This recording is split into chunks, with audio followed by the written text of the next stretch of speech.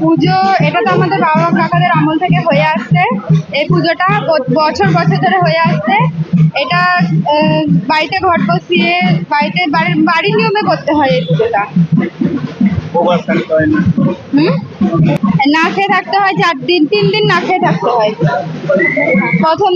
প্রথম দিন লাউ ভাত হয়, তারপরের দিন ফান্না হয়, তারপর দিন বিকেলে অরগ হয়, তারপর দিন ভোরবেলাতে অরগ হয়।